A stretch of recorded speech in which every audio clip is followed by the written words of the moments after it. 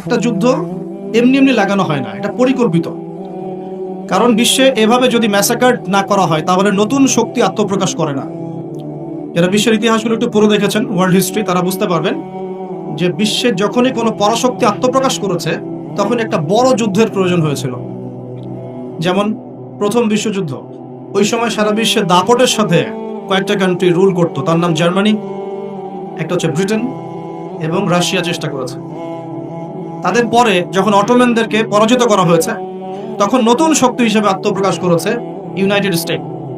তার আগ পর্যন্ত কিন্তু মানুষ তাকে খুব একটা চিনত না। বিশ্বের পরিবর্তনের জন্য একটা বড় যুদ্ধের প্রয়োজন হয়। তো সিরিয়ার অবস্থা যখন খারাপ ছিল, আমরা মনে করছিলাম যে হয়তোবা নতুন কোনো রুলিং স্টেট পৃথিবীতে আসবে, তো তখন হয়নি, আলহামদুলিল্লাহ। এখন এই ইস্যুটাকে কেন্দ্র করে মনে হচ্ছে বিশ্বে আরো একটা নতুন চালিকা শক্তি স্টেট আসতে পারে। সেটা কে, আমরা একটু অনুমান করবো আজকে। সারা বিশ্বের দিকে তাকিয়ে দেখুন, এক সময় যে বিশ্বটাকে আমরা শাসন করেছিলাম, আমরা বলতে মুসলিমরা, একদিন দুই দিন নয়, প্রায় 1200 বছর, কত বছর, সেই বিশ্বে আজকে আমরা সর্বত্র নির্যাতিত, নিপীড়িত। সারা বিশ্বে রক্ত ঝরছে মূলত মুসলিমদের। আল্লাহ না করুক সারা বিশ্বের মধ্যে একটা পারমাণবিক যুদ্ধ হতে পারে, আমরা দোয়া করি এমনটা যেন না হয়। কিন্তু পরিস্থিতি যা দেখা যাচ্ছে, এতে মনে হচ্ছে এত সহজে, এত অল্প সময়ে বিশ্বের এই ফাসাদ বন্ধ হবে না। এটাকে দিন দিন উস্কে দেওয়ার চেষ্টা করা হচ্ছে এবং এই যুদ্ধটাকে দীর্ঘায়িত করার চেষ্টা করা হচ্ছে। কারা করছে? ওই পশ্চিমারাই করছে। যে পশ্চিমারা মুসলিমদের কাছ থেকে 1914 থেকে 18 সালের মধ্যে পুরো বিশ্বের রাজনৈতিক ক্ষমতা কেড়ে নিয়েছে, ওই পশ্চিমারাই করছে। যারা বিশ্বের প্রত্যেকটা মুসলিম কান্ট্রিকে টুকটা টুকটা করে বিভক্ত করে দিয়েছে, ওরাই করছে। যারা বিশ্বের মুসলিম কান্ট্রিগুলোকে বিভিন্ন তন্ত্র মন্ত্রের বেড়া জলে ফেলেছে, পলিটিক্যাল সেক্টরগুলোকে করাপ্টেড করে ফেলেছে, ইকোনমিক সেকশনগুলোতে সুদ ছড়িয়ে দিয়েছে, যারা এখন সংস্কৃতির মধ্যে আমাদেরকে পশ্চিমা কালচার শেখাচ্ছে এবং অভ্যস্ত করছে, এমনভাবে অভ্যস্ত করেছে যে আমাদের বাথরুমের কমোডগুলো পর্যন্ত সব ইংলিশ। আর যারা এখন মুসলিমদের শিক্ষা ব্যবস্থার মধ্যেও মাথা ঢোকানোর চেষ্টা করছে, তো এরাই তারা যারা এই যুদ্ধটাকে লম্বা করার জন্য ফিকির করছে। এটা বিশ্বের একটা বড় ইস্যু। এই ইস্যুটায় মুসলিমরা যে খুব আরামে আছে এমন নয়, বরং এই একটা ইস্যুতেই সারা বিশ্বে এক্সপোর্ট ইম্পোর্ট কলাপস করছে, বৈদেশিক বাণিজ্য ঝুঁকির মুখে পড়ছে। কোনো কোনো ক্ষেত্রে ডলারের বিপরীতে বিভিন্ন মুদ্রার মান কমে যাচ্ছে, কোনো কোনো ক্ষেত্রে গ্যাস এবং তেলের দাম বেড়ে যাচ্ছে, নিত্য প্রয়োজনীয় জিনিসপত্রের দাম বেড়ে যাচ্ছে, কারণ যুদ্ধের কারণে এক্সপোর্ট ইম্পোর্ট কলাপস করছে। এবং যখন এক্সপোর্ট ইম্পোর্টটা কলাপস করে তখন কি হয়? তখন মুদ্রাস্ফীতি হয়। মুদ্রাস্ফীতি মানে টাকা ফুলে যাওয়া নয়, মুদ্রাস্ফীতি মানে হচ্ছে ডলারের বিপরীতে টাকার মান কমে যাওয়া। মনে করেন, কথার কথা বলছি, যদি এমন হয় যে $1 সমান সমান 100 টাকা, আর বৈশ্বিক সংকটের কারণে যদি ডলারের দাম বেড়ে যায়, টাকার মান কমে যায়, তখন দেখা যাবে $1 সমান সমান 125 টাকা। এমন হতে পারে। এই যে 25% বা 20% যে দামটা বেড়ে গেল, তার মানে আপনি আপনার বেতনের 20% শ্রমটা হারিয়ে ফেললেন। আপনার বেতন যদি হয় 100 টাকা, এখন আপনার বেতন হচ্ছে 80 টাকা, অথচ 80 টাকা অর্জনের জন্য আপনাকে 100 টাকা শ্রম দিতে হবে। তো এগুলো কিন্তু একটা ইস্যু সারা বিশ্বে ব্যাপক প্রভাব ফেলে। একটা যুদ্ধ এমনি এমনি লাগানো হয় না, এটা পরিকল্পিত। কারণ বিশ্বে এভাবে যদি ম্যাসাকার না করা হয় তাহলে নতুন শক্তি আত্মপ্রকাশ করে না। যারা বিশ্বের ইতিহাসগুলো একটু পড়ে দেখেছেন, ওয়ার্ল্ড হিস্ট্রি, তারা বুঝতে পারবেন যে বিশ্বে যখনই কোনো পরাশক্তি আত্মপ্রকাশ করেছে তখন একটা বড় যুদ্ধের প্রয়োজন হয়েছিল। যেমন প্রথম বিশ্বযুদ্ধ, ওই সময় সারা বিশ্বে দাপটের সাথে কয়েকটা কান্ট্রি রুল করতো, তার নাম জার্মানি, একটা হচ্ছে ব্রিটেন এবং রাশিয়া চেষ্টা করেছে। তাদের পরে যখন অটোম্যানদেরকে পরাজিত করা হয়েছে তখন নতুন শক্তি হিসেবে আত্মপ্রকাশ করেছে ইউনাইটেড স্টেট। তার আগ পর্যন্ত কিন্তু মানুষ তাকে খুব একটা চিনত না। বিশ্বের পরিবর্তনের জন্য একটা বড় যুদ্ধের প্রয়োজন হয়। তো সিরিয়ার অবস্থা যখন খারাপ ছিল, আমরা মনে করছিলাম যে হয়তোবা নতুন কোনো রুলিং স্টেট পৃথিবীতে আসবে, তো তখন হয়নি, আলহামদুলিল্লাহ। এখন এই ইস্যুটাকে কেন্দ্র করে মনে হচ্ছে বিশ্বে আরো একটা নতুন চালিকা শক্তি স্টেট আসতে পারে। সেটা কে, আমরা একটু অনুমান করবো আজকে। কেন অনুমান করব? কারণ তাদের সাথে মুসলিমদের ভবিষ্যৎ জড়িত আছে, তাদের সাথে মুসলিমদের ভবিষ্যৎ জড়িত আছে। এবার আপনাকে আমি একটা দ্বিতীয় ইস্যুর দিকে নিয়ে আসি। সারা ওয়ার্ল্ডে দ্বিতীয় একটা ইস্যু চলছে এখন, সেটা হলো কোরআন পুড়িয়ে দেওয়া ইস্যু। কি ইস্যু? কারা পুড়িয়ে দিচ্ছে?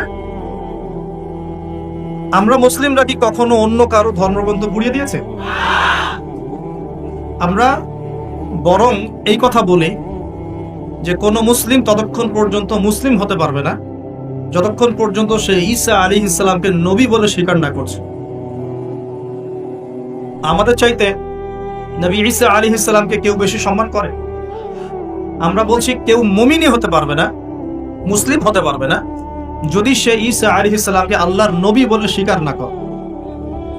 এখন তার অনুসারীর দাবিদাররা তাহলে কেন কোরআন পড়িয়ে দিচ্ছে? উত্তর, কোরআনুল কারীম তাদের বিকৃত ধর্মচর্চা এবং সারা বিশ্বব্যাপী তাদের জুলুম নির্যাতনের বিরুদ্ধে কথা বলছে বলেই তারা কোরআনের বিরুদ্ধে ক্ষোভ ছাড়ছে। যেমন তাদের মধ্যে জেনাটা হালাল, যে যার সাথে ইচ্ছা জেনা করতে পারে, আর আল্লাহ পাক কোরআনে বলছেন জেনার ধার কাছেও যেও না। তাদের কাছে সুদটা হালাল, সুদটা ওদের কাছে বৈধ এবং সুদ দিয়ে তারা চলে, অন্য রক্ত চুষে খায়। সুদের ফলাফলটা অনেকটা ঢাকা শহরের মতো। কিসের মতো? একটা অংশ দেখবেন দিন দিন রিচ হচ্ছে, দিন দিন রিচ থেকে রিচার হচ্ছে একটা অংশ, আর একটা অংশ দিন দিন প্রভার্টি এবং ডেস্টিটিউশনের মধ্যে যাচ্ছে। প্রত্যেকটা বড় বড় শহরের এই চিত্র। সুদের মধ্য দিয়ে সারা বিশ্বের একটা অংশের মানুষ দিন দিন ধনী হয়েছে। সবার ক্ষতি হয়নি, কিন্তু ধনীরা আরো ধনী হয়েছে, আর গরিবরা দিন দিন তাদের অর্থ সম্পদের মান হারিয়েছে, তাদের অধিকার হারিয়েছে, তাদের জীবনযাত্রার মান কমে গেছে, প্রভার্টি এবং ডেস্টিটিউশনের মধ্যে চলে গেছে দরিদ্ররা।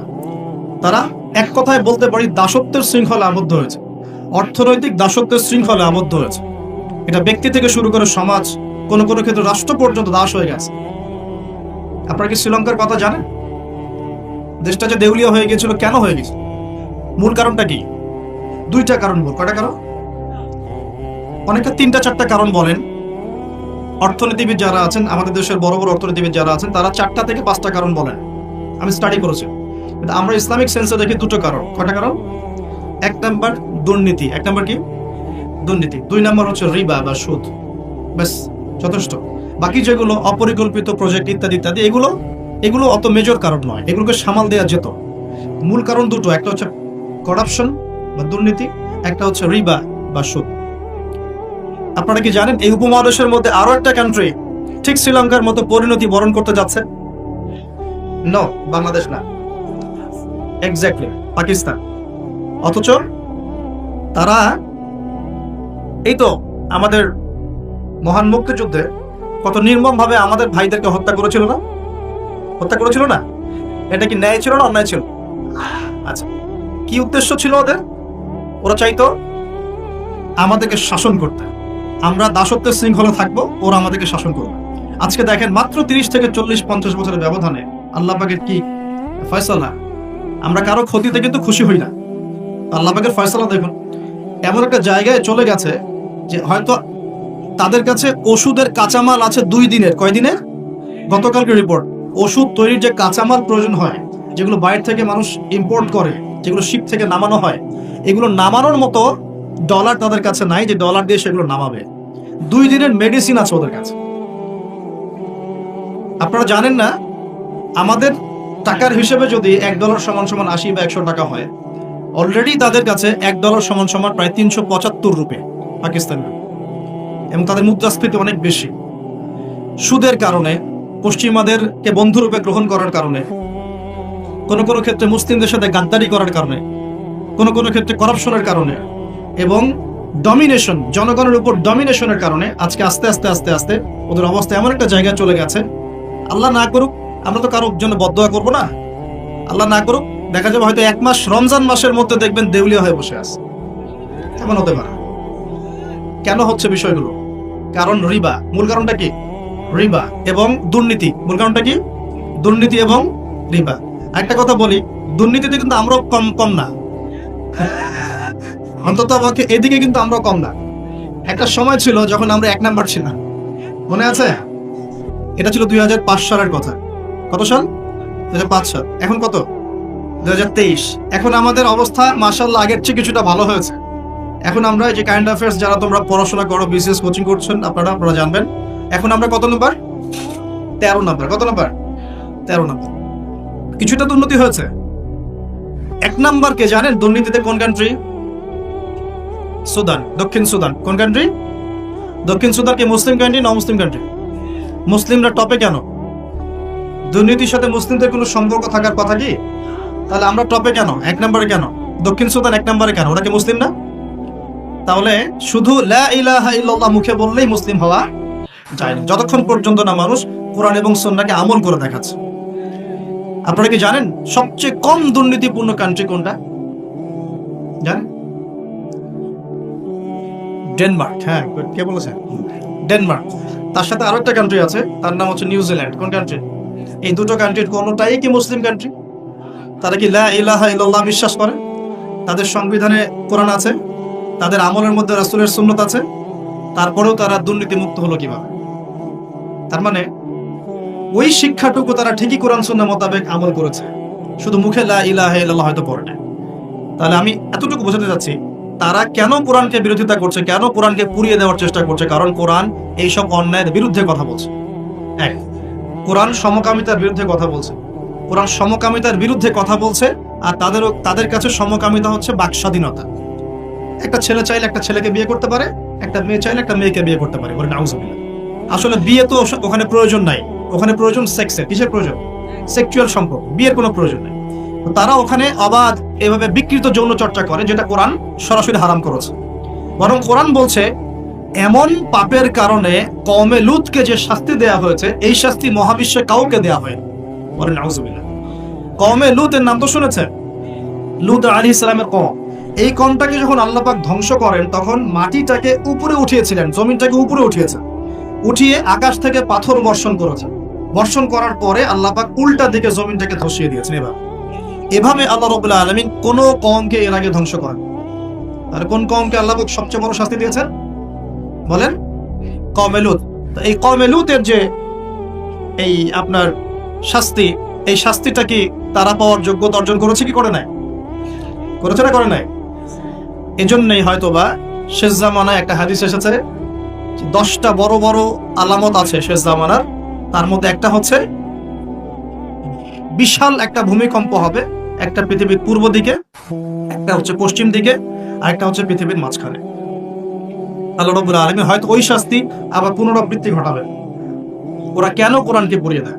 কারণ কোরআন এই সমকামিতার বিরুদ্ধে কথা বলছে, কোরআন এই সুদের বিরুদ্ধে কথা বলছে, কোরআন জেনার বিরুদ্ধে কথা বলছে, কোরআন এসব করাপশনের এগেইনস্টে কথা বলছে। এবং কোরআন বলছে যাররা পরিমাণ জুলুম যদি কেউ কারো উপর করে, তারও শাস্তি তাকে ভোগ করতে হবে।